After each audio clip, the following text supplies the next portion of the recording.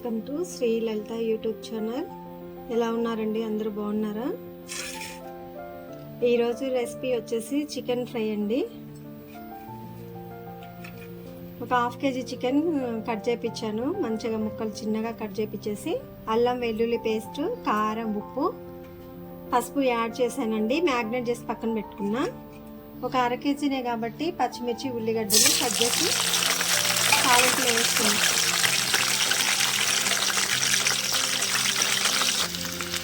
కొత్తిమీర అండి,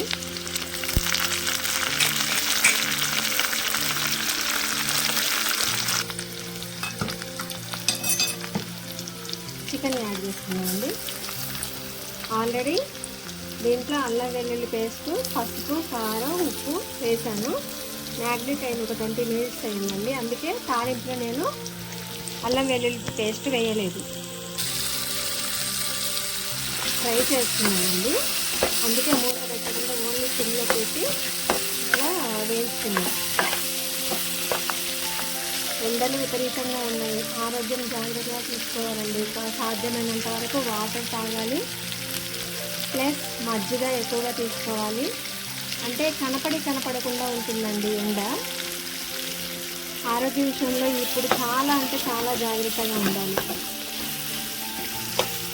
ఏదో చేయాలని చేయటం కానీ ఇంట్రెస్ట్ అనిపించట్లేదండి చికెన్ మీద కూడా.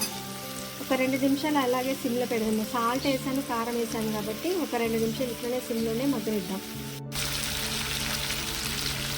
కర్రీ తొందరగా అయిందండి. చికెన్ ఎందుకనో కానీ లేతగానే ఉంది. ఇట్లా మూత పెట్టుకోకుండా గంటతో కలయి పెట్టుతూ ఉడకనిచ్చడమేనండి.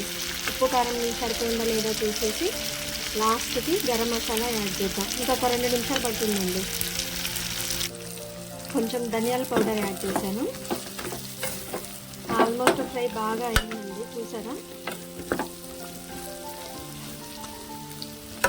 ధనియాలు, సాజీర, ఇలాచి, లవంగాలు, కొంచెం చెక్క అండి. వీటి వరకే నేను లైట్గా వేయించేసి ఫ్రై చేశాను. ఫ్రై కాదు, లైట్గా వేయించేసి మిక్సీ పట్టి అదే మసాలాగా వాడుతున్నానండి. టేస్టీ చికెన్ ఫ్రై రెడీ అండి. ఉప్పు, కారం అన్నీ సరిపోయాయండి. మ్యాగ్నేట్ చేసుకున్న దాంట్లోనే సరిపోయాయి. మళ్ళీ నేను ఎక్స్ట్రా యాడ్ చేయలేదు. టమాటా కూడా యాడ్ చేయలేదండి. ఓన్లీ నూనెలో ఫ్రై చేశాను అంతే. గరం మసాలా యాడ్ చేసుకున్నాను. దీనికి పక్కన టమాటా రసం పెడుతున్నానండి. శ్రీ లలిత యూట్యూబ్ ఛానల్లో డివోషనల్ వీడియోస్ ఉన్నాయండి, కుకింగ్ వీడియోస్ ఉన్నాయి, అలాగే గార్డెన్కి సంబంధించినటువంటి ఫ్యాక్ట్స్, ఎడ్యుకేషనల్ వీడియోస్ ఉన్నాయి. మా ఛానల్ సబ్స్క్రైబ్ చేసుకోకపోతే చేసుకోండి. వీడియోస్ అన్ని లైక్ చేయండి. Thanks for watching. Please do like, share and subscribe my YouTube channel.